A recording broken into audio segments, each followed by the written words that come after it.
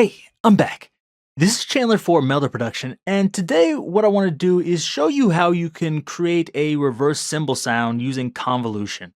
Now, of course, you could just take a cymbal and reverse it, and I think that's really cool sound, especially for transitions or some kind of effect or something.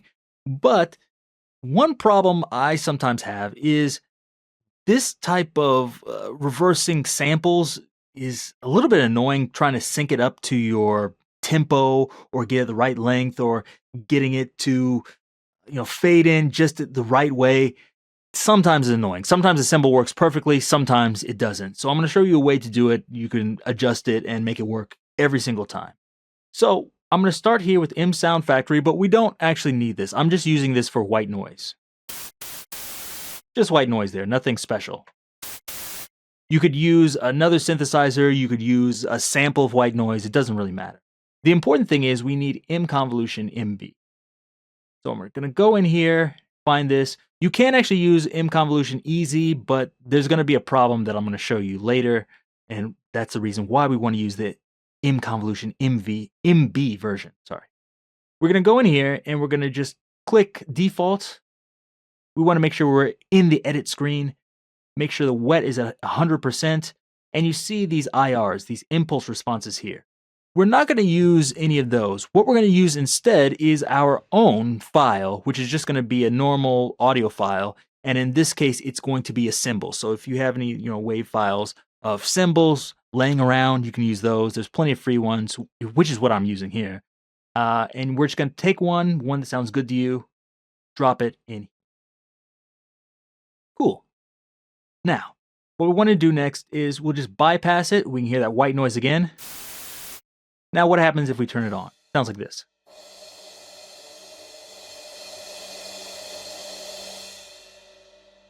Now it sounds like, oh wow, it sounds like somebody's doing like a drum roll on cymbals. And it's not just this one, we can do it with other sounds as well, any other cymbal sound.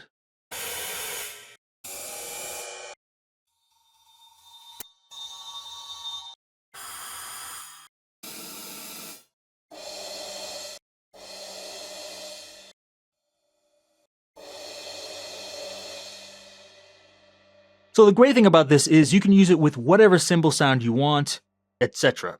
Just get the sound you like and you're good.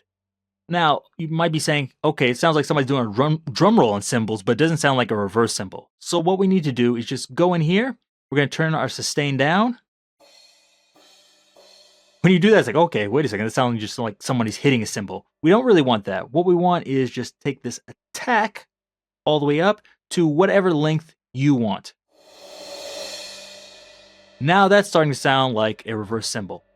Now to get even closer to it, like I said, with a sample, you can't really adjust it to whatever time you want. But here it's very easy. Just double click here on the attack and we'll choose whatever we want. Let's say half note. There we go. And we can turn our release down too. But a lot of the problem isn't actually the release being too long. You hear that ending, it sounds almost like reverb. That is the reason we need MB. And that's because we need to cut a lot of this from our wave file or our impulse response. There's different ways to do it. We can do it through here using this volume, but you see there's like 20 seconds. It's going to be a little bit hard to get this accurately down. So an easier way is just to go into these advanced settings like this.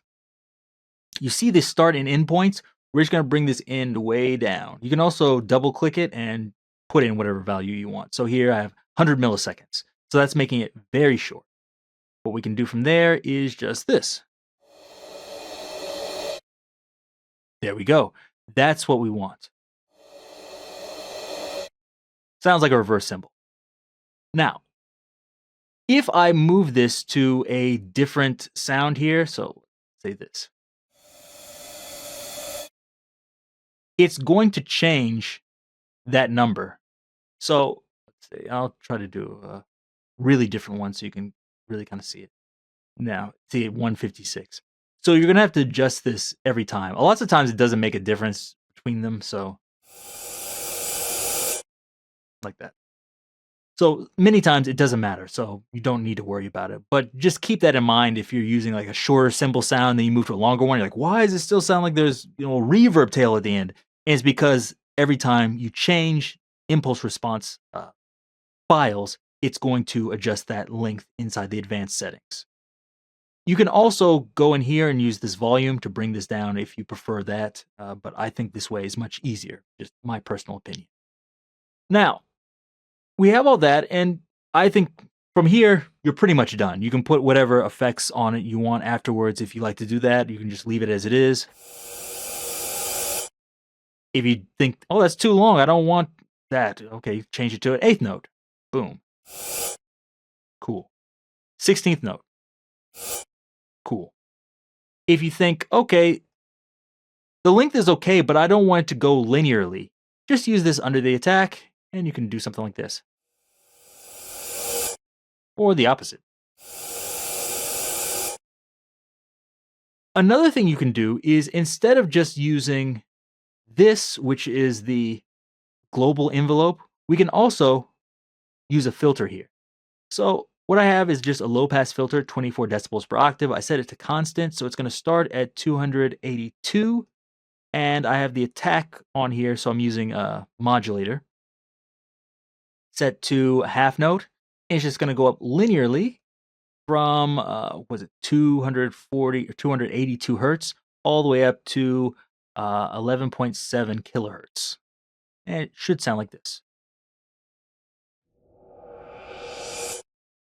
I can put more resonance on there if I like that. If I think, yeah, it's not good. And so that gives it another element. Maybe I don't want to use 24 decibels per octave. Let's try 12. There we go.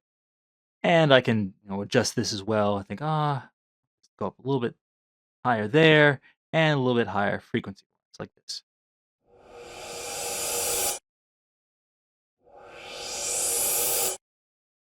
So I get another element in there if that's what you like. So by doing that, you can get all sorts of different sounds in there. This one is one I like, but of course you could change it to something else. You're like, oh, I don't like that sound. I want to do something else, like a crash sound. Or let's see, what else do I have in here? There's lots of them. Yeah, of all sorts of cymbal sounds. Not that. And you can get as much variety as you want. It's really easy to do. And another thing is if you think, I don't want it to be in stereo like that, you can just bring the white noise down to mono. Or if you want it really stereo, you can do this. And you can do the same thing in here if you want. So like, okay, let me see. Let's make this even more stereo. Let's have a widener here. Actually, I can just offset these like this. If I want that. I thought there was a widening here. If you like that. It's probably getting in the red there too wide, but I think that's a useful feature that you have if you want to use it. I'm using this with cymbals, but you theoretically can use this with anything. You could use it with a snare drum or something, and that might sound cool. So maybe just, I don't know, be on the lookout for that. Maybe I'll show you how to do that in the future as well. And probably the next video, I'll show you how you can take this and make it into a device in M Sound Factory. And if you like it, I might actually send it into Melda, maybe make it a device that everybody can use. But anyways, I hope you found this useful. If you did, give me a thumbs up, leave me any questions or comments down below, and be sure to check out all the other plugins at meldaproduction.com. Till next time, see you.